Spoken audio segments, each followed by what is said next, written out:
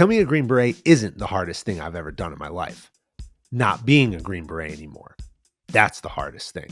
Transition out of the military is an individual activity, but it also takes a community and a network that we build around us to help support us and guide us if we expect to be successful in the next phase of life. I take veteran transition very seriously because not only are veterans important to our national security, but they're also a critical part of our culture and our society as Americans, both here at home and abroad. For this episode, I took over the American Legion at the New York Athletic Club to sit down with 51 vets to talk all things Special Operations Forces transition from the military into finance. I'm joined by their Executive Director, Lindsay, Board Member Chris Robinson, and Member Victor Raina. We go deep on the statistics behind veteran transition, why it's so challenging, what experiences people in the military have that set them up for success or failure in the next chapter, and why 58% of vets polled don't think the military gave them any skills to succeed in the civilian sector. That's absolutely crazy, and it's wrong. Take a listen to my conversation with 51 vets on episode 129, wherever you get your podcasts. Watch it on YouTube, and think about the difference between what we as veterans can do and what we want to do. That's going to be the defining factor in our success as we transition into the civilian world.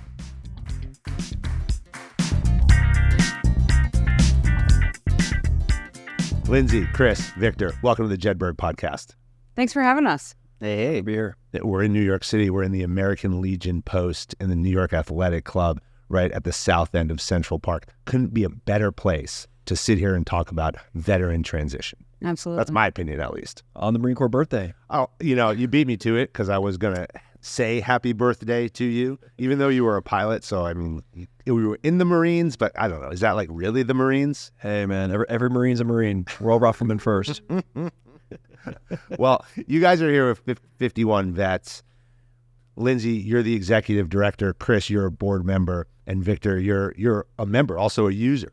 Right? Yeah. But a successfully transitioned veteran, as you are too, Chris, and Lindsay, you're a spouse of a special operator. So you all bring a unique perspective to 51 vets, the mission behind the organization.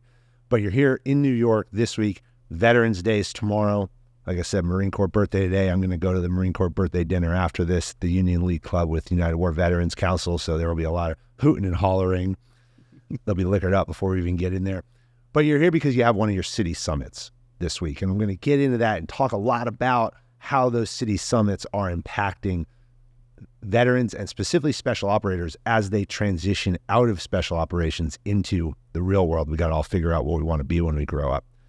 I want to start with the challenge, though. The challenge of veteran transition. I'll give you some stats from the Department of Veterans Affairs. 48% of veterans say that transition was more difficult than they expected. I'm in that 48%. 62% say transition took more time than expected. I'm 6 years out and I still don't know if I figured out what I want to be. 76% say it was stressful. I had no gray before I transitioned. I'm also getting older, but still I think that there's so much stress associated with that. The mission of 51 Vets is to connect transitioning and transitioned veterans from elite military communities with leading business professionals. Lindsay, as you lead 51 Vets, what's the biggest challenge facing veterans today as they transition from military service to civilian life? I would say the biggest challenge facing military veterans, specifically in 51 Vets, is correlating their military service to civilian service and transitioning the jargon from military service to civilian service. So how are they transitioning those skills in the real world? How are they transitioning their job that they had in the military to a job in the civilian world? And so we help them a lot with that and that transitional period. I mean, it starts with a resume too. As you say that, I think about the resume and I think about that process that you have to go to where it's like commanded X amount of soldiers. It reads like your OER or NCOER and people don't even know what that means. So you do have to distill that down. How is 51 Vets filling that gap? So we do it in one of three ways. We have our city summits, which we're on right now in New York City. We aim to have those 3 times a year. Those are meant to open our members' apertures to different industries. And so we visit a private equity firm, an investment bank, a consulting firm, different firms and organizations that are meant to open our members' aperture. We have those, like I said, 3 times per year. And then we also have one-on-one mentorship. So Chris here is also a mentor of ours. as well as a board member. And so we have industry experts as well as 51 Vets members who have already transitioned, help kind of recreate the wheel, and they give back and mentor 51 Vets members. And then we have resume writing, we have VA disability assistance, we have a scholarship fund, a relief fund. So we have a bunch of different ways that we're helping our members out. I think there's two sides of this. You said that a lot of the organization's focus is on distilling down the veteran service into something that they can actually speak about and present. But it's also educating employers and getting them to understand the value that they bring. I want to talk with you, Chris and Victor, about your military careers. Chris, you were an F-18 pilot in the Marine Corps. Then you were worked in investment banking at Goldman Sachs. Now you founded your own firm. Victor, you transitioned from 5th Special Forces Groups. Dale Presley Bear, brother. Okay, sorry. even though it was 5th Group, that's all right. You still served well. But you spent time before that in the Marines as well. So happy birthday to you too. But now you work at Deloitte in human capital and organizational transformation in a consultancy role. There's a few more stats I want to give you guys, and I'm going to turn it over, but the Pew Research Center says that veterans who experience the following have an increasingly harder time with re-entry into civilian life. Those who experience a traumatic event, 26 times harder. Those who are seriously injured, 19 times harder. Those who are married, 15 times. Post 9/11 veteran, 15 times. Served in combat 7 times. Knew someone injured or killed, 6 times harder. Knowing those stats and the difficulty that you're going to face down the road potentially, why even serve? And on Veterans Day, I think that's an important question. So Chris, you first, why even go into the Marines? Man, you're making it tough by thinking, about those stats, which are things that happen after service, right? Maybe when you first join, you're unaware of those as potential outcomes of that life of service. But, for me, I was in college studying business, and I had the good fortune of going to a school that was a liberal arts school. And so taking some political philosophy classes, I felt a calling to serve that manifested in me. I grew up 30 miles east of the city. Wake of 9/11, I wanted to serve our country. And so I felt like that was... Long Island? I grew up on Long Island. All right. I did. And, I felt like that was something I had to do before I ever entered the world of business. And, looking back, I think, it makes a ton of sense. America is great because of the military that we have. And we have a great military because of capitalism, right? And the economic support that we can do. And so a lot of veterans, they do find themselves, afterwards, maybe getting ahead of what you're asking about, but I see, entering entrepreneurship or capitalism as an extension of being an American. But for me, it was about giving back first before I enter the world of business. What about you, Victor? Ooh, I was a 9/11 baby. So right after 9/11, I felt a calling to serve. I think for a lot of veterans, it's being part of something greater than yourself. That's where that purpose, that kind of mission-driven kind of starts. And that's why, to your point about transition, that's why it's so tough sometimes for our veterans as we transition out, because you really lose that sense of purpose and identity that you did for so long, whether you're a Marine pilot or a Green Beret. But yeah, that started with purpose. Purpose is something that I think we chase, right? And so we take it for granted when we're serving, because you're there every day. Everybody's mission aligned. You never really question people's. Certainly we have all those people we remember where we question their work ethic. We question where, why are you here if you don't, put in the work to want to be here every day. But everyone's aligned to the goal, right? And the goal of protecting our country, building great organizations, being the best that they can be. You rarely run into people who don't feel that way. You come into the corporate sector and all of a sudden, all these things that I've listed here become to manifest themselves because people don't share that same clarity, that same vision. When you were faced with the decision to get out, talk for a second about why you made that choice and how you started to approach that transition period. I can go first too, just being in line here, but also sequentially. I think I entered the civilian force, before Victor. For me, it did bring me back to one of the original things that I decided, which was, hey, I was going to serve our country for some time before getting back to the world of business. Throughout my military career, I did, deliberate around, hey, am I going to stick around for a longer period of time or not? But I did feel like after some time that it was something that I could do that would also bring value to the world by being a part of capitalism and entering the world of business, and then potentially be able to bring those values that I learned as a member of service into the business community. For me, unfortunately, 51 Vets did not yet exist. And so I entered, I decided to go get an MBA so I can learn a little bit more about that. But knowing that at least that transitioning path of getting education and learning about business that may open up doors for jobs, I at least had that, that assistance through that process. But for me, it was about, I've always wanted to be in business. And so that was my time to do it. What about you, Victor? It's a good question. Family. I have a 15-year-old son. Great kid. Got his mom's soul. But I have spent 5 years of his life with him. 15 years. So when I think of the future and how many more years I have before he gets kicked out and goes to college, I wanted more time. And super blessed to have 15 different combat deployments or all these things all the time and working with some amazing, great people. But when you're in the teams and you're in that special operations world, you're really juggling two families. You have to, and that's the way it is. If you want to be successful and you want to grow these amazing teams, you're juggling the family at home and then you're juggling the family at work. And so I really wanted to stop juggling. Yeah, I mean, look, I think you and I were speaking the other night at the inaugural dinner, right? Benefit dinner, which was amazing. Thanks so much for inviting me. Yeah, It was a great time to get to spend time with both Victor and Chris and so many other people, some of which I'm already communicating with just now 48 hours later, talking about opportunities to do things together. So awesome. So that was amazing. But yeah, I think I told you, when I was staring down that tunnel of transition, very much similar reasons.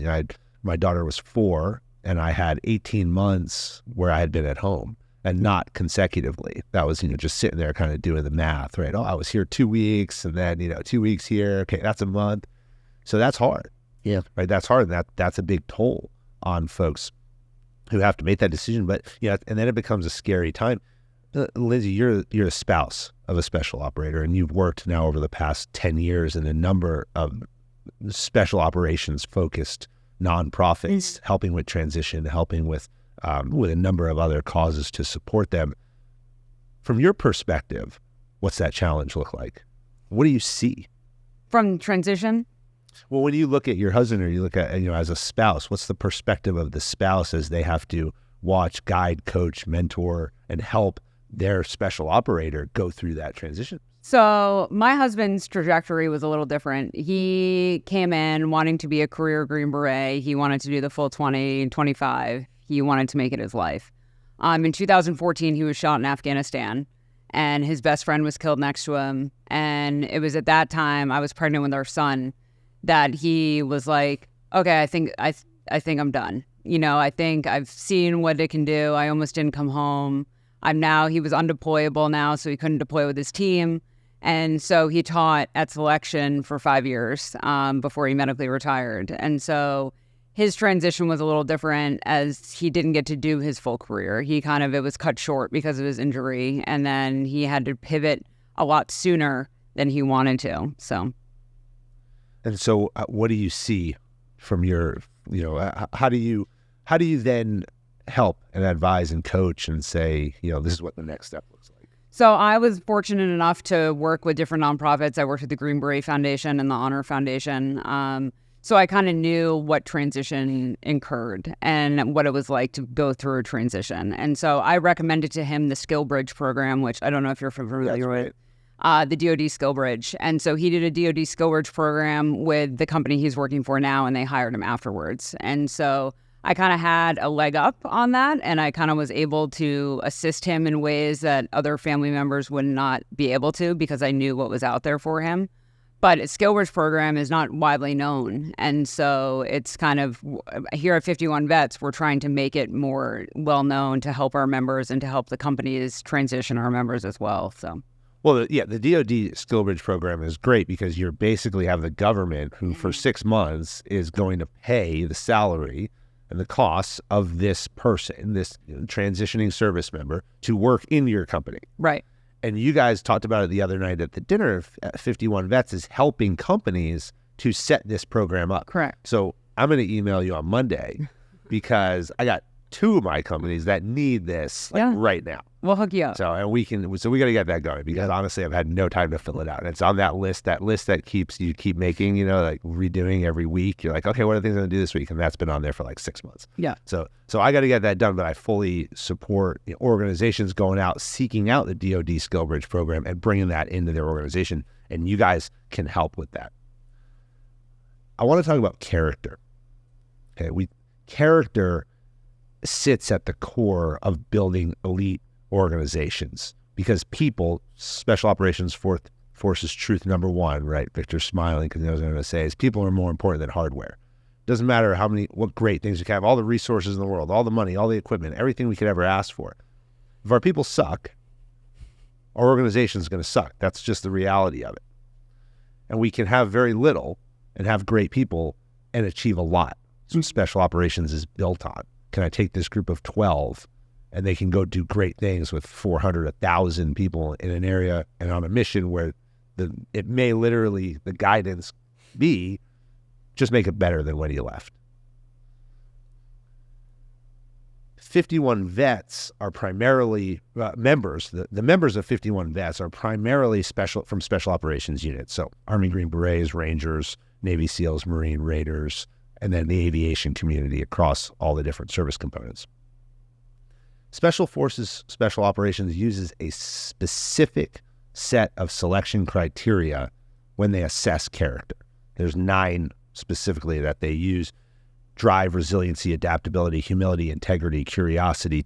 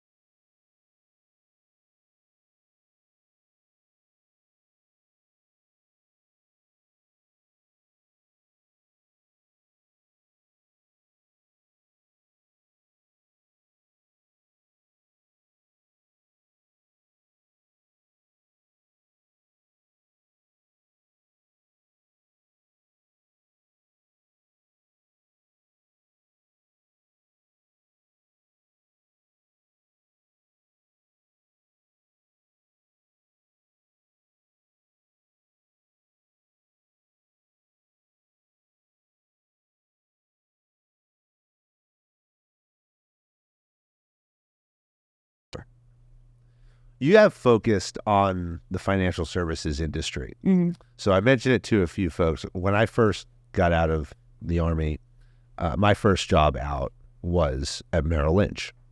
And I struggled tremendously in trying to figure out what I was going to do. I was that guy who they tell you, and you may tell your members this, have 1 conversation a day. And I was like, oh, fuck that. I have 3 conversations a day because I live in Colorado. So I can have a 7 a.m. conversation with somebody in the East Coast, and I have midday conversation with somebody in the center of the country. And in the afternoon, I'll talk to someone on the West Coast.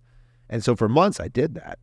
And people from all over the place. And meanwhile, I was interviewing at Google, Microsoft, Uber, right? All the tech companies. And I had these great visions of all these things that I was going to go do. And you go through these round of interviews, made it far in a number of them, was told I was a finalist in a number of them, but ultimately never crossed that threshold, never found that opportunity. People would tell me, mentors would tell me, hey, what do you want to do? And I'd say, okay, well, this person works at PwC or KPMG, and you go to the website and there's like 1,800 open positions. And so the attitude is, well, I could do like 30 of these, right? I don't know anything about most of them, but I know that I thrive in figuring out challenges. And so then you sit down and have a conversation with this person, and they're like, well, what do you want to do? Oh man, I checked out your website. There's like 30 jobs, and start rattling off the list. And by the way, I live in Colorado, but I'm willing to move to Boston, New York, LA, Dallas, Miami, whatever. And then eventually somebody said to me, he had been a fifth group guy, and he said, I can't help you. So, well, what do you mean, man? I can't help you. Every time I talk to you, there's 10 more jobs that you want to do.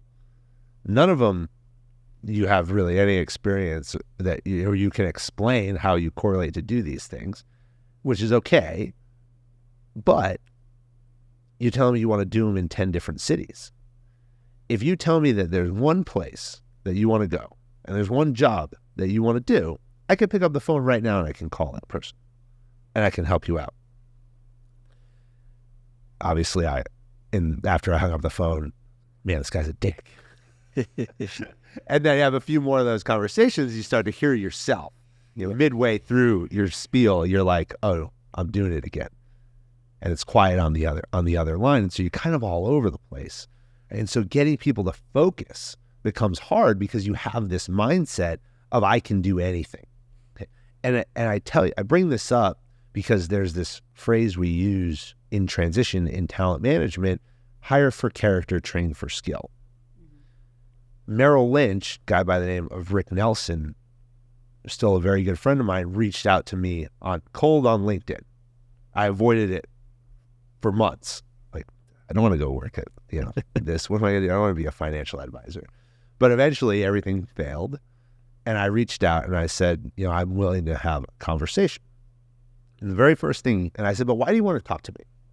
The very first thing he tells me, he said, the Army already selected you to be a Green Beret.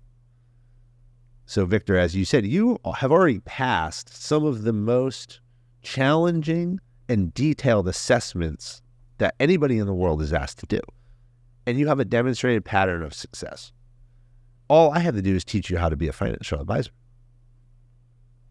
And if you put the same work ethic in, you'll be successful.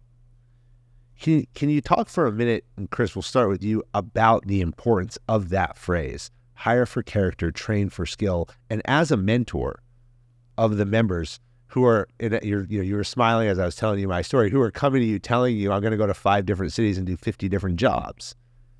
What are you telling them? And then also, what are you telling the companies on the other side to get them to understand, hey, this person might not have this direct experience, but they're going to be valuable in your organization?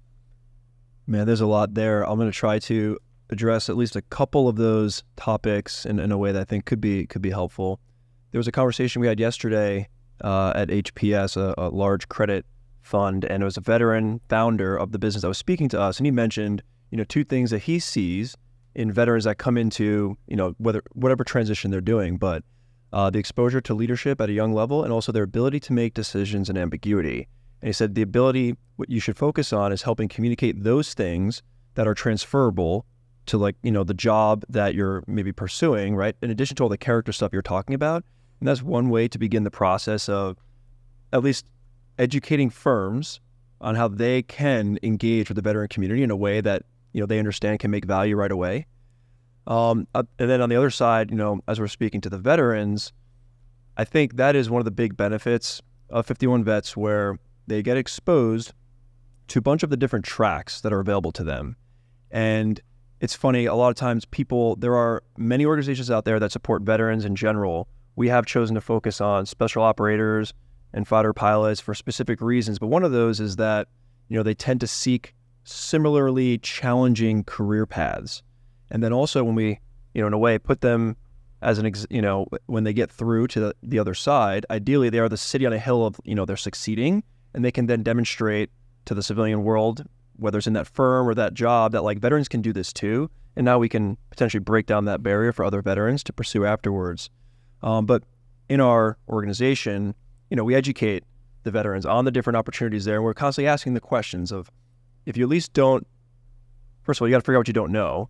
And then if you're not positive where you want to be, can we start to at least remove things from the plate so you can start to isolate down? To your point is, a lot of times veterans are like, well, I can do anything. And we try to hone that story in on, look, it has to be authentic, but you do need to give something very specific so that people can help you. And that's the part of the community that we have where they can engage with folks that are in transition with them as part of their tribe, but also those that have recently gone through it, and then our civilian counterparts and members of the advisory board that have been around, successful careers for 20 and 30 years. So.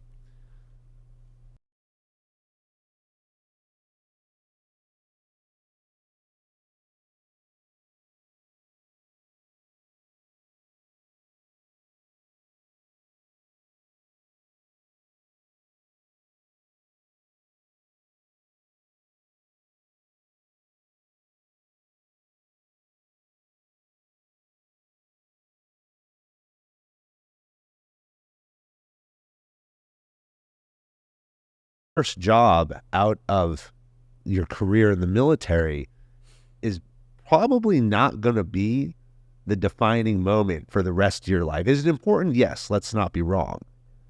But we go into the military, and like you talked about your husband, I had entered with the same thought process. I'm going to be here for a career, 20, 30 years. And so we inherently approach transition with that same mindset. I've got to get this right now, today.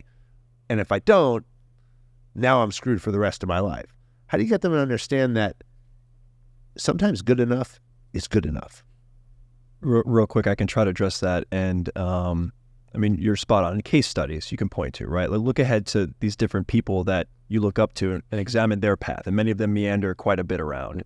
And then just general advice that, try to give, all things being equal, right? Optionality and maximizing choices tend to be the ones that, if at least you have the awareness to recognize you don't know everything, expose yourself, right? And just get into action, start moving.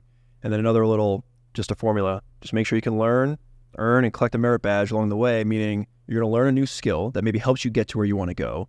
It's time to make money, right? We're not doing this philanthropically. And then, collect a merit badge. A lot of times, there's a risk factor if you go down a path that the civilian world doesn't recognize. There is some value to cutting your teeth. I chose to do it because I thought it was valuable to go to a firm that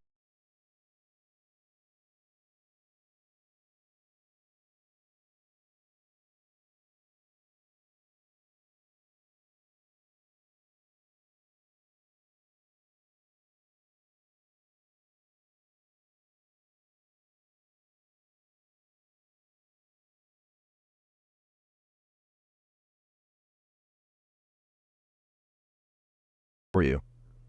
All right, Victor, you're a year out. Yeah. About a year out from your transition. So you're in this 1 meter knife fight right now is what I call it. So talk about that experience and the perspective that you have as you sit here in this first job out of your military experience.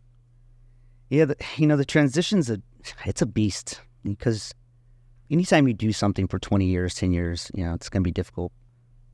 But the longer you're in, the harder it is. For the special operations community, we go back to that juggling of families, right? It's like you're all in, and you have to be, because lives are on the line. So you have to be all in. When you do that transition, to your point, like, we could do anything, and we did. Like, one mission we're kicking in doors and shooting bad guys. The other mission we're building governments. It's so wide. Possibly the same day. Yeah. So what I recommend to folks as they transition now, and what I wish I started on early on, was to get surgical on what you want to do. Because like you said, you could do anything, but do anything. So separate those out. Want to do versus can do. Exactly. I put the can, and like folks like us, you can do it. 100% you can do it. What do you want to do is the difficult part. Like what, consulting. So I'm in consulting now, right? So there's all different types of consulting. finance consulting, business consulting, management, etc. Like when I was transitioning to 51 veterans, and I said, hey, we have a consulting track, and I talked to a whole bunch of consultants from all over, Big Four, MBBs, etc. And a question always came back to like, what do you want to do? Like, you want to be in tech? Do you want to be finance? Do you want to be focused on the industry? So that would be like the point. Start one, like two, as many years out. Actually, like if I just joined the military yesterday, I would start thinking about it now. Like, what do you want to do? So that for me was my biggest challenge on the journey. But as soon as I found that, like for me, it's human capital, business transformation. That's where I love working with people and figuring out problems. So that's where I got to like focus in. And once I focused in there, the transition, everything else kind of came along with it. Here's a few more stats from the Pew Research. 58% of veterans polled said the military gave them job skills that are transitionable. So think about that. So 42% of people who are coming out don't think that they have transitionable skills, which is actually, I want to dig into that in a second. Commissioned officers are 2 times as likely to have a job lined up when they leave service, but only 25% of veterans actually have a job lined up on the day that they transition out.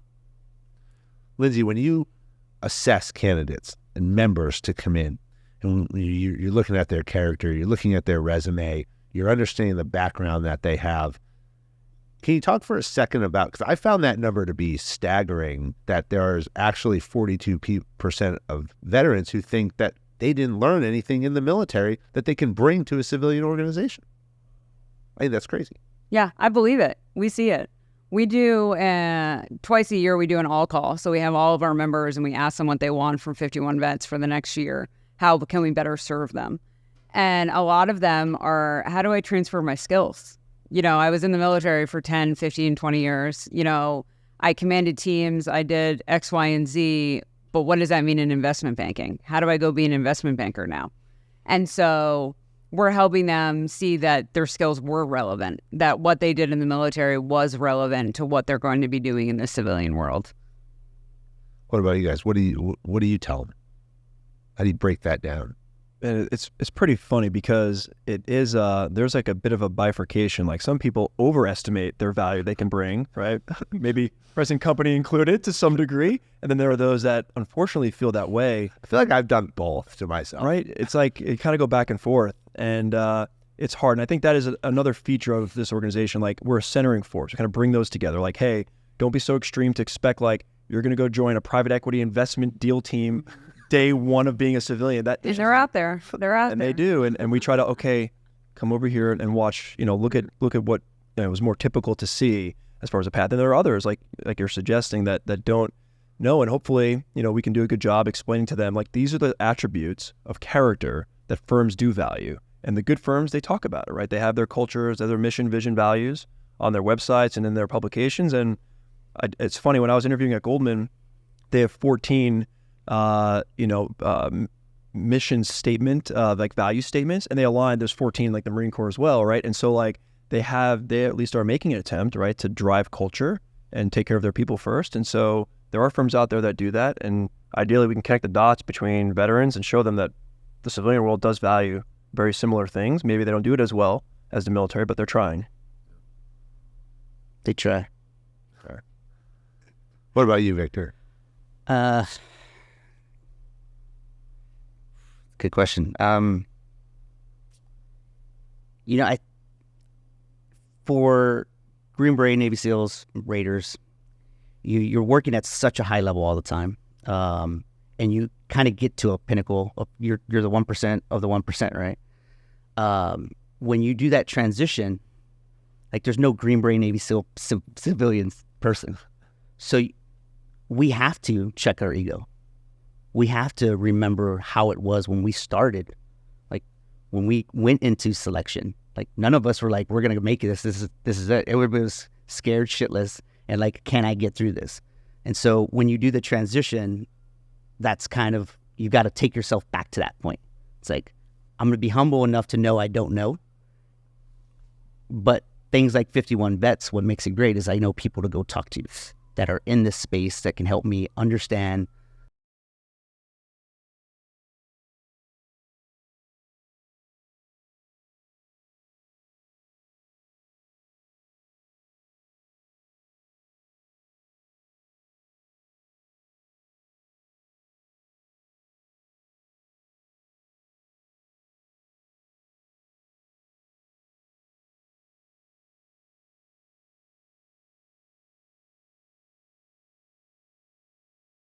Starting with the veteran, understanding where he wants to be.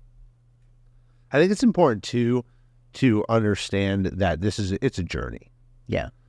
Chris, you said, can you do something when you get out that gives you that next step? Maybe it's not where you want to be, but it takes you one half a step there.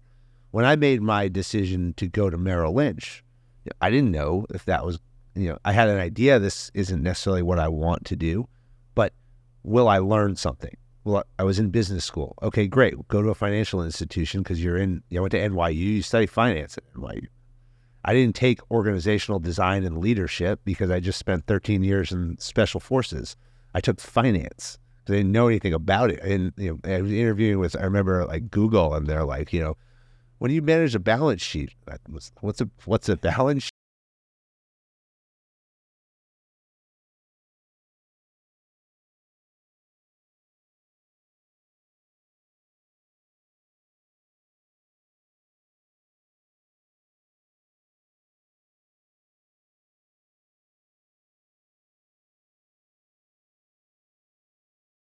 Behind the scenes footage and stuff.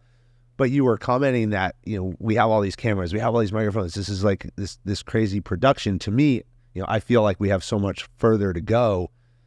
And I go in the entrepreneur's journey every day. We suck in the morning, we're great by noon, and we suck again by the afternoon, right?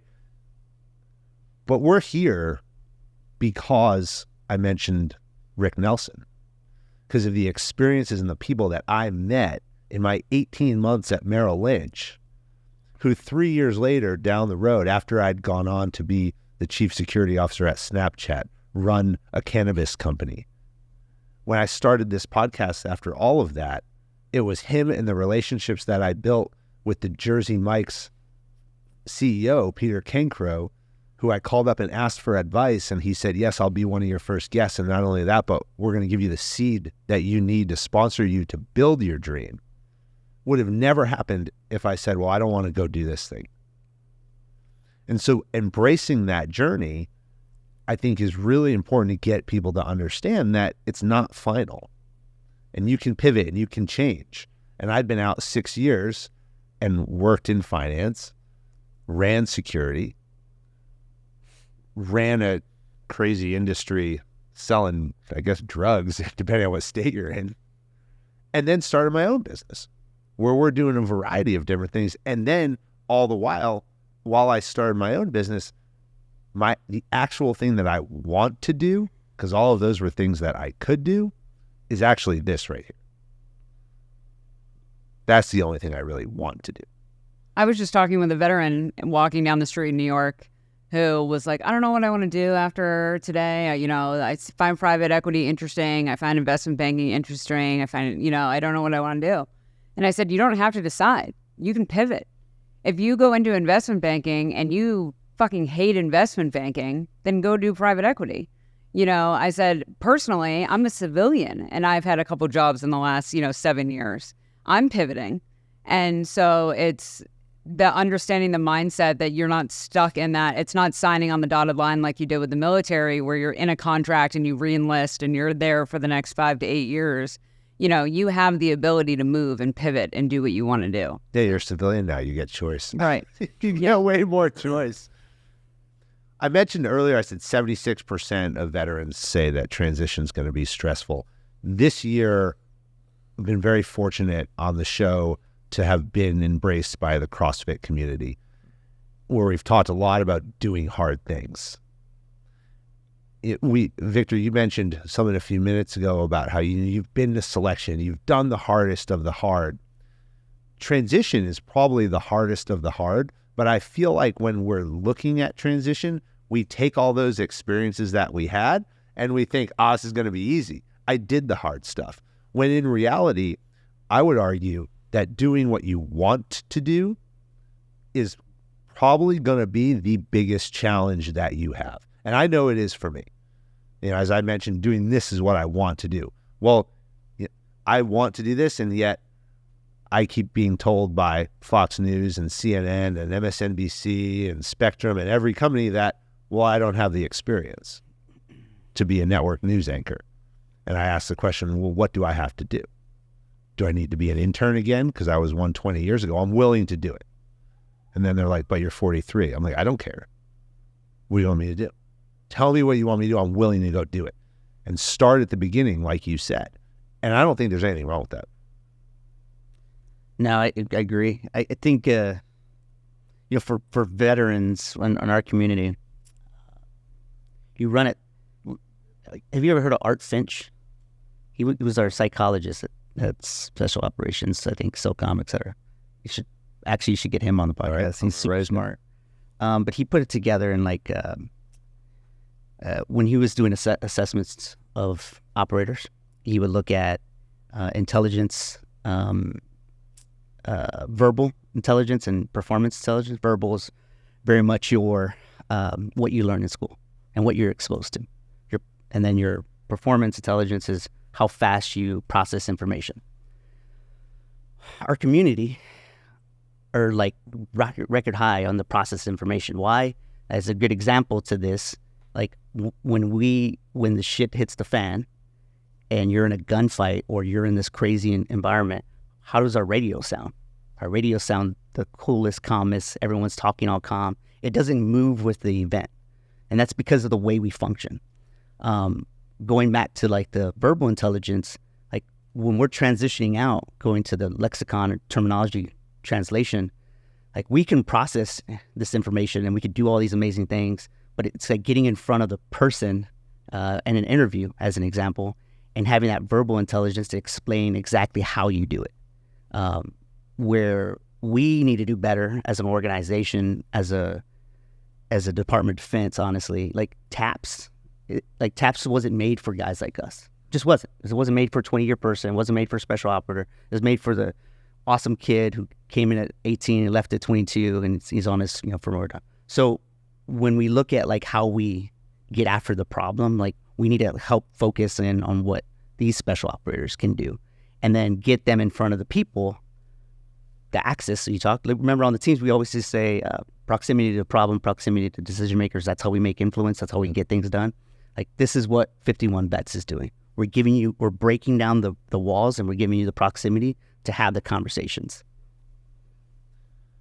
Too many of our brothers and sisters from service lose the transition battle. Veterans are at a 57% higher risk of dying by suicide than those who never serve. We're still hovering about 20 to 22 veterans a day who take their own life. I'm involved with an organization called Sail Ahead here on Long Island, where we take veterans and we teach them how to sail, to teach them new skills, get them off the land. There's healing power in water. And I spoke this year at our annual event, and the very first thing I said was, every year, I hope I don't have to come to this event. Because if I have to come to this event, it means that too many veterans are taking their own life, and that number is not going down. Over 7,000 service members were killed in the global war on terror, but since 9/11, over 30,000 have taken their own life. One of the Navy SEALs, and I don't recall his name, I apologize for that, who spoke the other night, said that he knows more SEALs who've died by suicide than died in combat. Zach Walters, yeah. He's on our board as well. That's a profound statement. And then I thought about the Green Berets who I know. And even the fact that, primarily, 3rd Group and 5th Group and 10th Group took the brunt of the global war on terror. And I think about those that I lost in service. I think that number holds true for me too. That I know more who've lost their battle after than in combat. Job satisfaction, job placement becomes, I believe, critical to that vision. We started the conversation here talking about vision, impact, mission. Why are we here? What are we doing? The biggest struggle that we hear from those who have mental health challenges when we leave is losing that identity, losing that community, losing that vision, that purpose. In your work with the organization, as you come here this week with your city summit to bring people together and you build that community, why is that so important? Why is it so important for 51 vets to build the community and build this network to not only get special operators roles in companies that provide impact, but also to give them a network of people that they can pick up the phone and call because they're going through the exact same thing? Because we're saving lives here, ultimately. I mean, we are creating a sense of community, a sense of purpose. We have a closed Slack channel where all of our members can chat with each other. And so we have city summits where we have a presence in Nashville. We have a presence in Dallas, Los Angeles, Morton and Philadelphia. And they can reach out to 51 Vets members that are right there in their city. We have these city summits that show them the purpose of what's out there post-transition, what opens their aperture to things. We have mentors that are available to them that are veterans that are say, hey, I did it. I transitioned well. You can too. And so it's the whole premise of, making this community better and more supported and letting our employers know that the way they give back to this community is by hiring them for internships, for jobs, for things like that. And doing so gives our members a sense of purpose. So, Chris?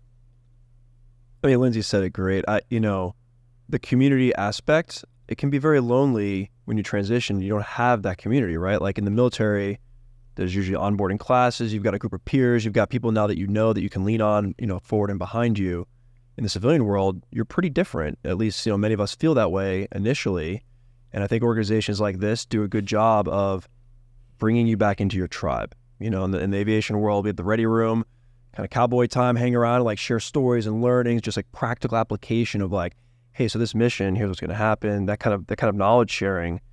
Without organizations like 51 Vets building that for the civilian transition, that doesn't exist. And so I think that by having that, safe space and that place to go where your people are, you kind of feel a little bit closer to what it felt like before. It's never going to be replicated fully, but our goal is to continue to do that for folks and give them their tribe and give them that support network. And we're there for them emotionally, physically, in the job world, all these different ways that matter to people, to our veterans. That's what we're there to support.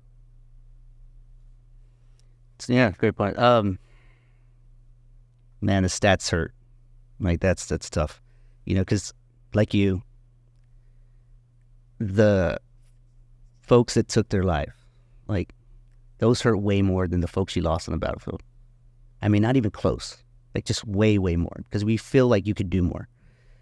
When we're talking about transition, like we're such mission-driven people in this community, very mission-driven, results-oriented. That's kind of a purpose part. And when you get a job, like there you go. I used to do this, now I'm doing this, and so that helps that purpose part directly. So when let's just say I'm talking about saving lives, like it does, because it gives you the ability to kind of focus in on something. But at the same time, to his point, like it gives you the community to kind of feel like it kind of was. You can joke around a little bit, and they kind of understand what you're doing. You can, but yeah, like. So we're closing out 2023.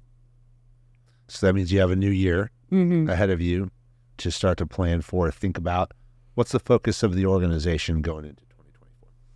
Supporting our members more and doing more for them. So we're going to be really focusing on, like I said, those transitional skills. We're getting resume reviewers in and writers, people who specialize in resumes to help come in and assist our members in writing their resume.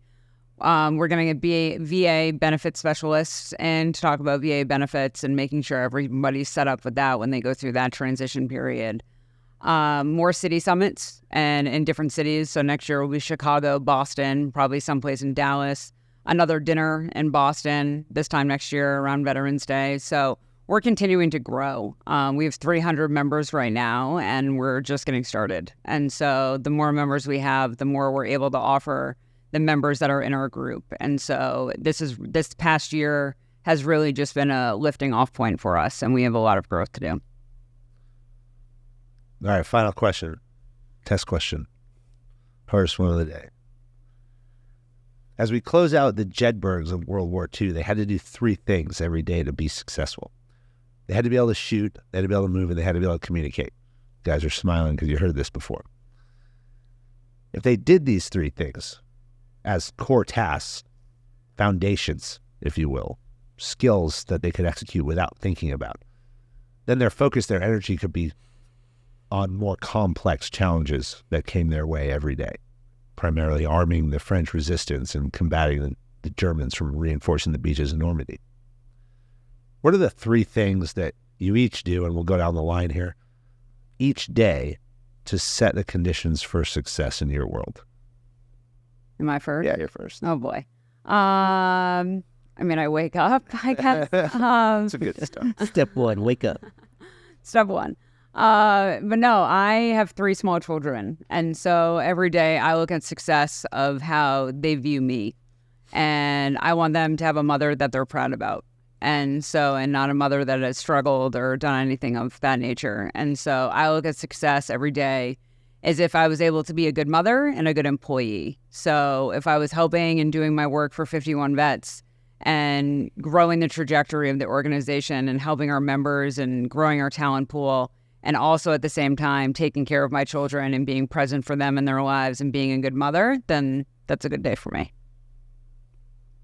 I can distill that to 3. I was technically 2, but I will say wake up was the 3rd.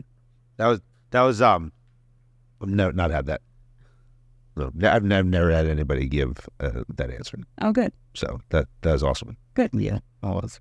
All right, Chris, you live by checklists. I know. It's funny, the pilot checklist thing, exactly. And it's funny because, I'm definitely not prepared to give you like the definitive 3, but I'll do my best to talk about what I think are 3 important ones. That's why I don't let you prepare. So, exactly. It's good. Keep us extemporaneous. I was told. Yeah.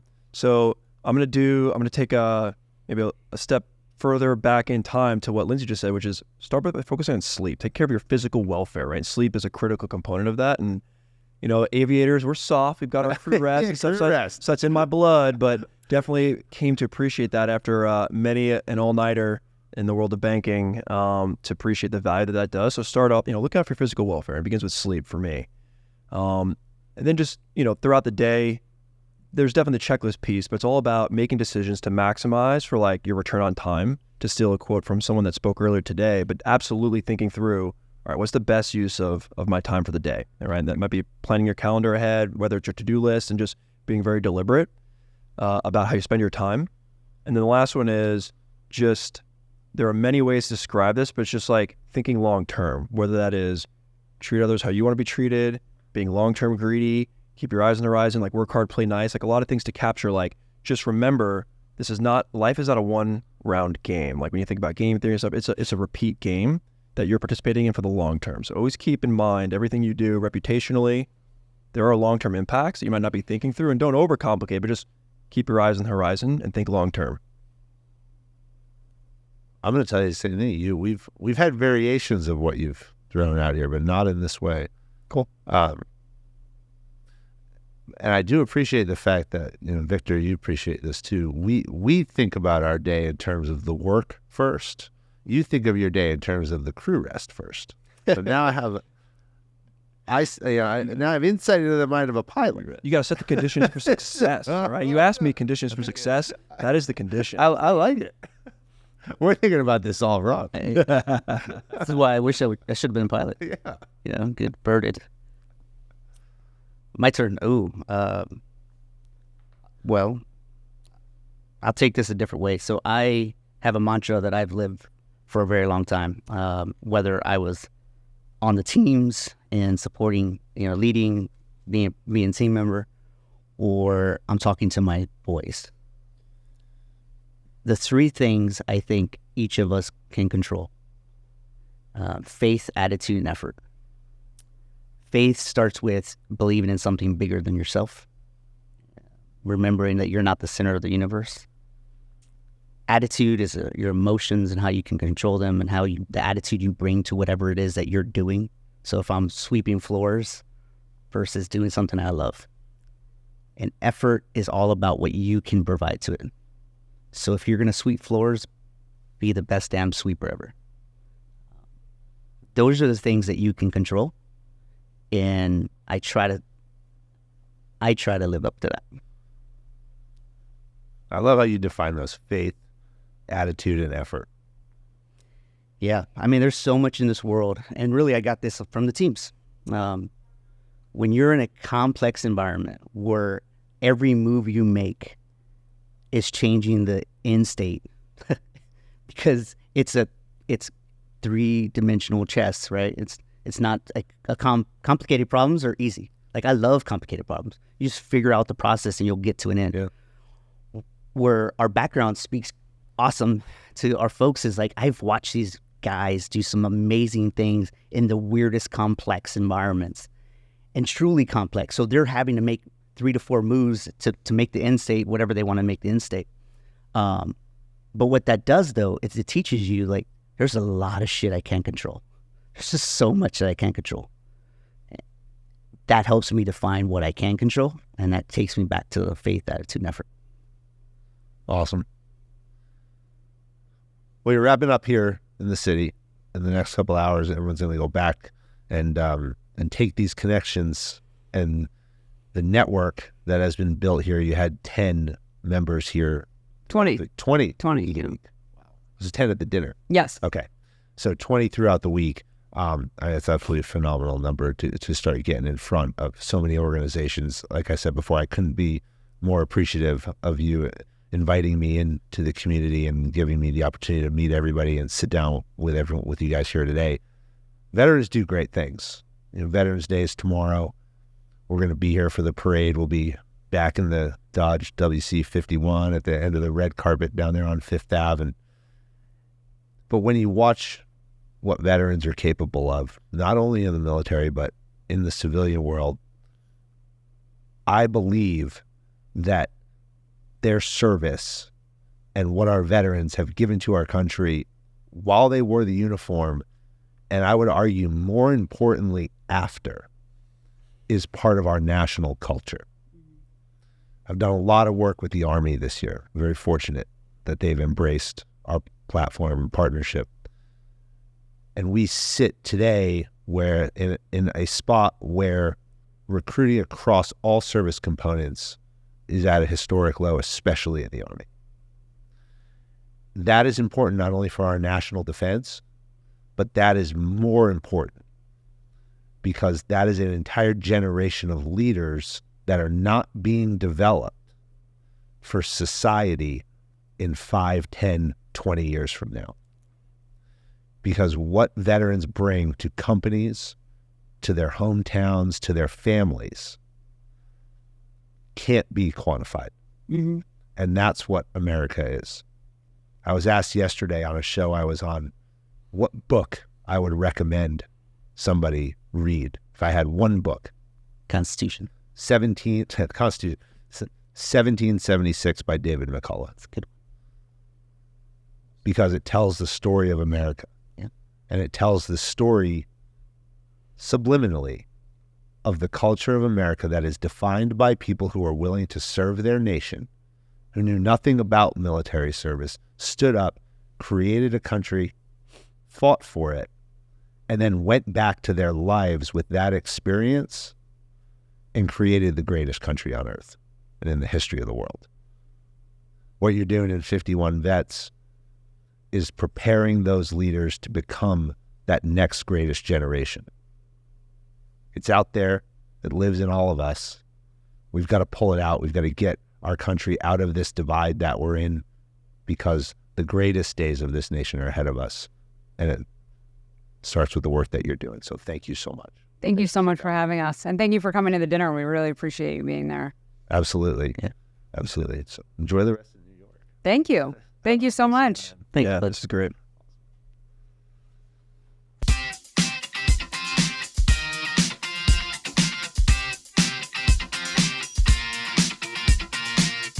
American Jedburghs went out to form the foundation of the United States Special Forces and the Special Activities Directorate of the Central Intelligence Agency.